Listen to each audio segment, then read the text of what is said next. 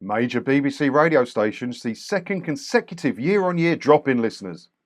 And I don't think the BBC are bothered for a second about that. They're not bothered, I'm sure of it. I don't work at the BBC. I don't know anyone internally in the BBC that I could say public that I know, because some people do send me some information. But yeah, I don't think the BBC are at all bothered about that.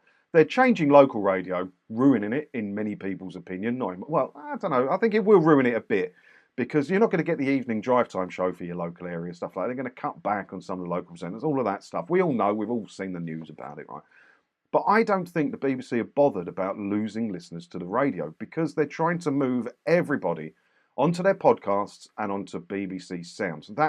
They've come out. Tim Davie has said publicly that is the future of the BBC. It's a digital first future. They want everybody using the BBC Sounds app. Think how much money the BBC would save if they could do everything out of BBC Sounds. All those broadcast licenses for the FM and the DAB radio stations all around the country, all that money saved just like that, as long as you use the BBC Sounds app. They don't care. And they like the podcast. They're investing fortunes into podcasts. I didn't realise. I see podcasts advertised all the time, thinking, who's listening to this stuff? Why are they spending so much money on it?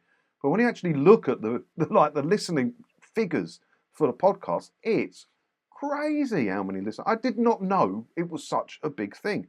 That's where the BBC sees its futures. BBC Sounds, BBC Podcasts.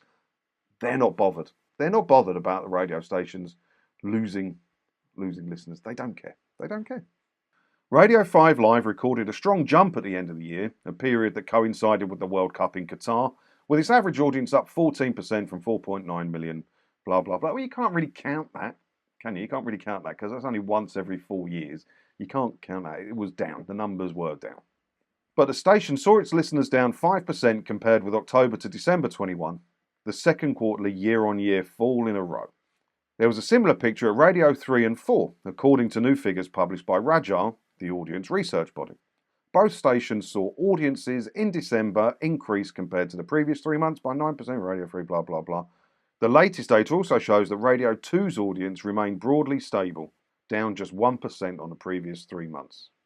So it was the World Cup really that saved them, according to this. If it wasn't a World Cup year, it would have been really down. But like I said, BBC aren't bothered about this. I think we've all got to get ready for the digital-only future. I said it on a video on this channel. I don't know if it's live yet or this will be live first. I don't know, because I just put them on randomly.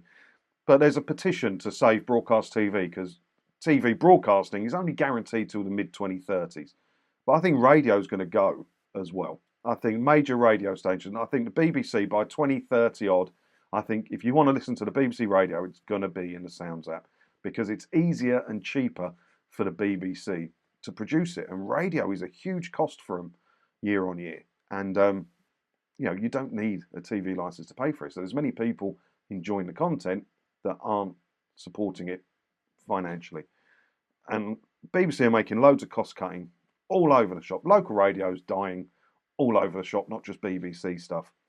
The future of all of this is online. And if you haven't got a smartphone, well, not many people have. I would imagine most people have now, that can connect to your car, so you can listen to it in your car, because that's where a lot of people listen to the radio, obviously.